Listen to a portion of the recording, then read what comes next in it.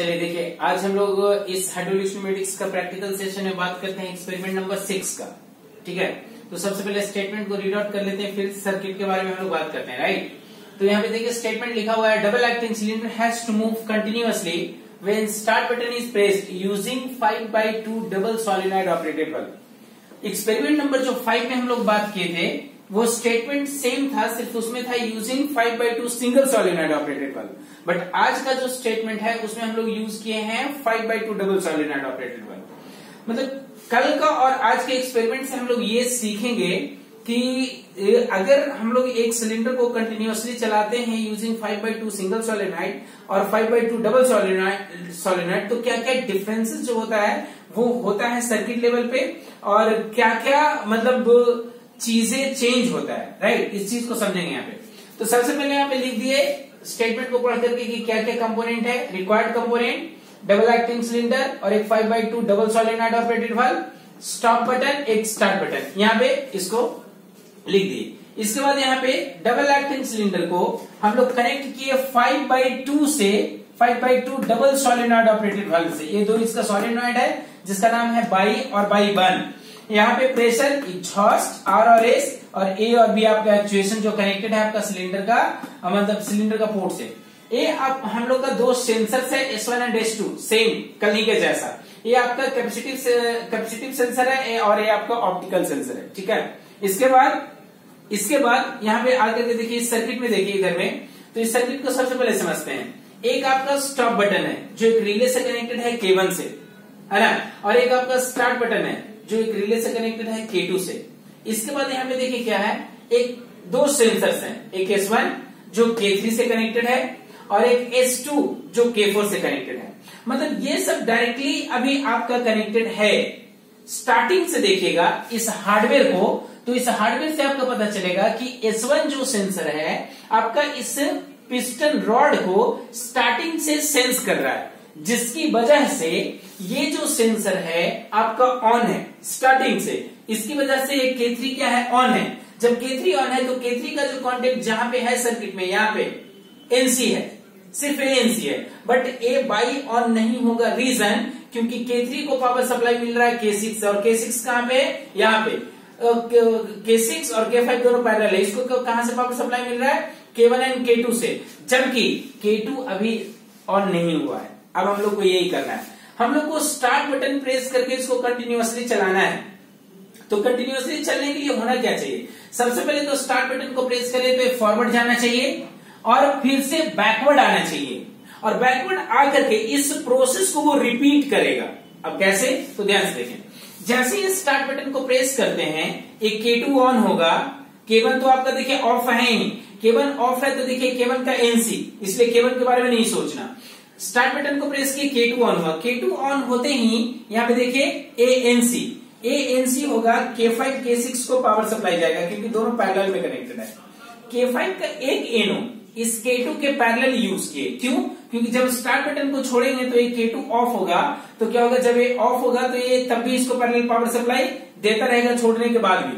और K6 से circuit को प्रोपगेट किए, इस K6 से यहाँ पे पावर सप्लाई मिलेगा, K6 ऑन होगा और स्टार्टिंग से आपका K3 ऑन था ही, तो ये दोनों NC हो गया, पावर सप्लाई में चला गया किसको, बाई को। जैसे ही बाई को पावर सप्लाई चला गया, इस बाई को पावर सप्लाई जाएगा मतलब ये स्टेट इधर में ओवरराइड करेगा मतलब P A से कनेक्टेड हो जाएगा और प्रेशर इस चैम्बर में आएगा, सिलेंडर धीरे धीरे फॉरवर्ड जाएगा। जैसे ही फॉरवर्ड जाएगा ये पिस्टन रॉड S2 के पास पहुंचेगा। S2 के पास जैसे ही पहुंचेगा तो ध्यान से देखिए सेंसर S2, ये आपका K4 ऑन होगा। K4 ऑन होते ही देखिए ANC होगा, और ANC ऑन होगा मतलब बाई 1 को पावर सप्लाई जाएगा।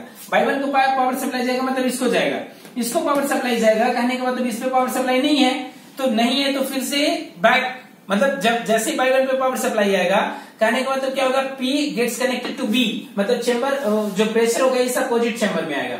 अपोजिट चेंबर में आएगा तो पिस्टन धीरे धीरे यहाँ से बैक आएगा, और जैसे ही बैक आएगा तो फिर से आपका S1 ऑन होगा। S1 ऑन होते ही देखिएगा, S1 ऑन होते ही K3 ऑन होगा, और K3 यहाँ पे फिर से NC होगा और सिलेंडर फॉरवर्ड चला जाएगा।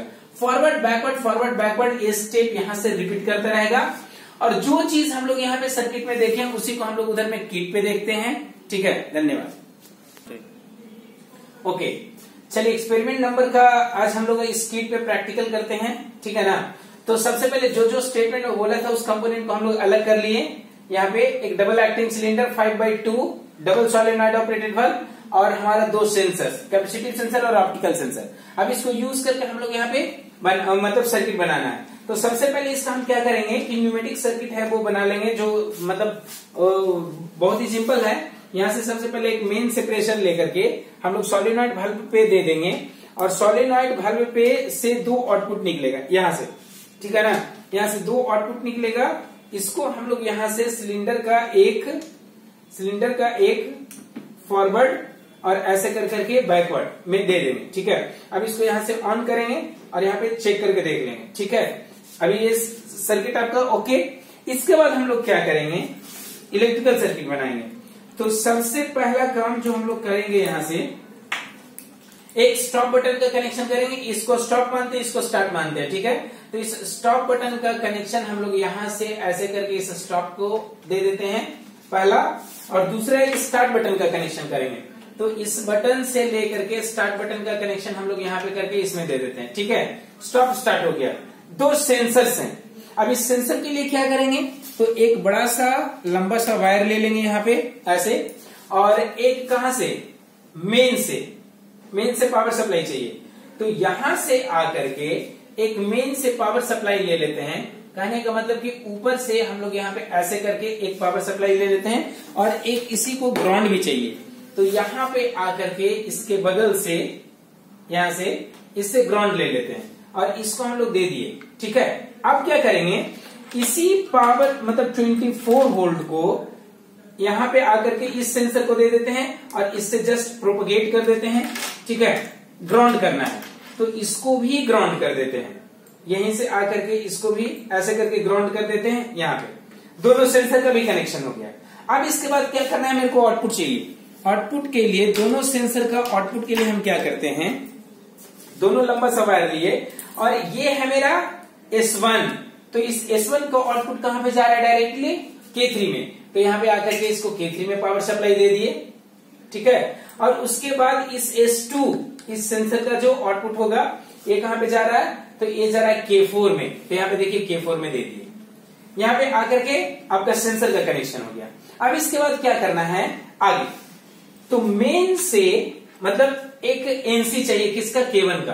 तो यहाँ पे देखिए ये मेन है, इस मेन से हम लोग पावर सप्लाई यहां से ले लिए और हमको K1 का NC चाहिए। तो K1 के लिए देखिए K1, इसका NC तो एक कॉमन में सबसे पहले दे दिए, और उसका NC के लिए हम यहां से क्या करेंगे, यहाँ बॉटम से निकाले, ठीक है। उसके बाद ये कहां पे जाएगा, K2 का NO। तो ये देखिए K2 है, K2 का कॉमन, और वहां से क्या निकलेगा, एक NO चाहिए।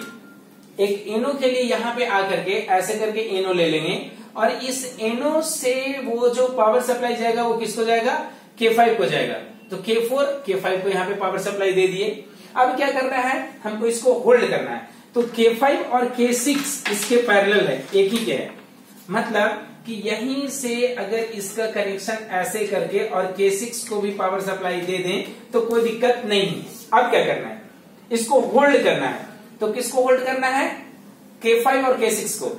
मतलब K1 का बॉटम, तो K1 का बॉटम से पावर सप्लाई ले लिए, और ये कहां पे जा रहा है, K5 का NO, K5 का 2 3 4 5, K5 का कॉमन। अब K5 का कॉमन में गया और उसका NO से निकल करके, देखिए उसका NO से निकल करके, और ये कहां पे चला गया, K2 का आउटपुट। तो K2 यहां पे है, इस K2 का आउटपुट टर्मिनल आपका ये है, इसमें पावर सप्लाई हम लोग यहाँ पे ला करके इसको दे दें, ठीक है। इसके बाद हमको क्या करना है, K6 का एक NO चाहिए। तो K6 का NO के लिए क्या करेंगे भाई, तो यहाँ पे K6 का NO कहां से, मेन से। तो यहाँ पे आपका ये है ही यहाँ पे, और इसको K6 का NO के लिए यहाँ पे देखिए 5 था, K6 का एक NO चाहिए। तो K6 का NO यहां से ले लिए, और K6 का NO का जो आउटपुट होगा ये कहां पे चला जाएगा, K3 का। तो K3 का यहाँ पे देखिए कॉमन, और उसका जो आउटपुट होगा आपका K6 का, K3 का, वो बाइक हो जाएगा। मतलब ये एक, तो ये कनेक्शन चला गया कहां पे, K3 का NO, और K3 का NO से जो कनेक्शन जाएगा वो बाई को चला जाएगा। तो यहाँ पे आकर के बाई को कनेक्शन कर देते हैं, और इसको हम लोग क्या करेंगे, इसको ग्राउंड करेंगे। ठीक है, तो ग्राउंड के लिए हम इसको यहाँ पे आ करके इसको ऐसे, और यहाँ पे आकर के हम इससे यहाँ से ग्राउंड है ही, इसको भी ग्राउंड कर देते हैं, और यहीं से हम लोग एक ग्राउंड और बगल में भी कर देंगे। तो इसके लिए थोड़ा सा जस्ट बड़ा वाला वायर लाएंगे यहाँ पे, और इसको ग्राउंड कर देते हैं ऐसे करके, यहाँ पे इसको ग्राउंड कर देते हैं। ठीक है, अब क्या करना है भाई, लास्ट तो K4 है, K4 को कहां से पावर सप्लाई आ रहा है, K4 का एक एनो। तो सबसे पहले तो हम लोग कॉमन लेंगे एक यहाँ से, तो यहाँ पे आ करके मेन से, और K4 का कॉमन में चला जाएगा, और K4 का कॉमन से जो पावर सप्लाई आएगा, तो एक बड़ा वाला वायर ले लेते हैं, और K4 का एनो से जो पावर सप्लाई आएगा वो चला जाएगा किसको, वो चला जाएगा आपका इसको बाई 1 को, तो बाई 1 को पावर सप्लाई गया।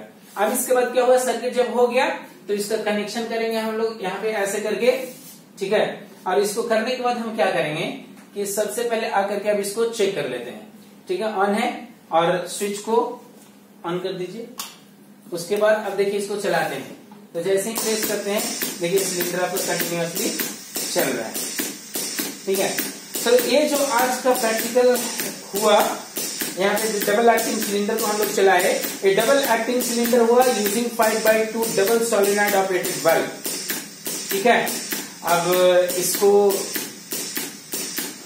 मतलब अब इस आज का सेशन यहीं पे खत्म करते हैं, और अगले सेशन में हम लोग मिलेंगे नेक्स्ट एक्सपेरिमेंट के साथ। Thank you so much.